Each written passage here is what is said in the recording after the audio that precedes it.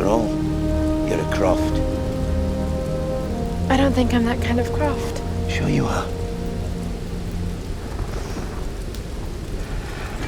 You just don't know it yet. Last year's Tomb Raider is one of the most essential adventure games released during the last generation of consoles, but the question here is if the brand new Definitive Edition is worth purchasing, whether you're doing it for the first time or because you'd like to play the snazzy, shiny-haired upgrade on your Xbox One or PS4. If you didn't know, the Tomb Raider reboot is essentially an origin story for Lara Croft, albeit one set in a darker, more oppressive world than the original. It's a game that has Crofty running a brutal gauntlet of fire, kidnapping and horrible traps, making it a marvel that she's not physically and emotionally crippled at the end of it. Unless of course you play it really badly, in which case you will be, often repeatedly. In terms of structure, Tomb Raider plays more like an open-ended entry in the Uncharted series. Think gunfights, or bow fights in this case, staggering set pieces, dizzying platforming and puzzles. And as tempting as it is to delve further into the game's mechanics, progression and plot, we've covered this before in our original review, which you can watch here. Unsurprisingly, Tomb Raider Definitive Edition looks amazing. Since the specs of the PS4 and Xbox One are comparable to current high-end gaming rigs, both versions can keep pace with the gorgeous depth offered on the PC platform. The PS4 has the edge though, since it's running 60 frames a second at 1080p, but it's certainly not a deal breaker.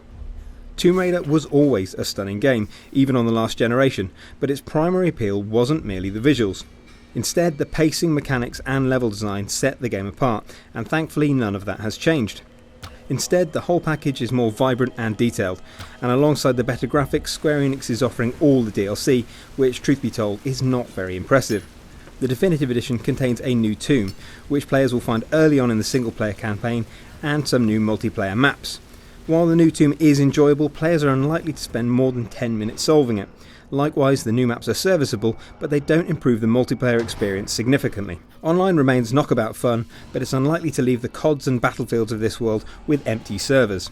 So let's talk about other new additions. Firstly, if you're playing Tomb Raider Definitive Edition on Xbox One, or if you have a camera hooked up to your PS4, you can use voice and gestures as part of the game interface, except that you probably won't because the control pad obviously feels like the more natural interface.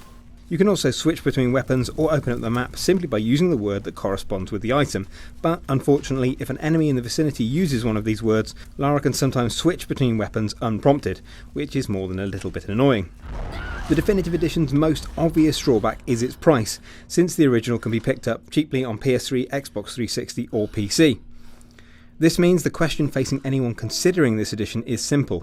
Do you think that improved graphics and a handful of additional extras are worth the inflated cost? Tomb Raider is still an incredible experience, and if you've never played it before, it's worth picking up, but it's hard to unreservedly recommend the Definitive Edition at full price. The DLC extras don't add anything significant, so unless the only gaming platforms you own are either an Xbox One or a PS4, you should think twice about paying full price for a year-old game, even when it's one as good as Tomb Raider.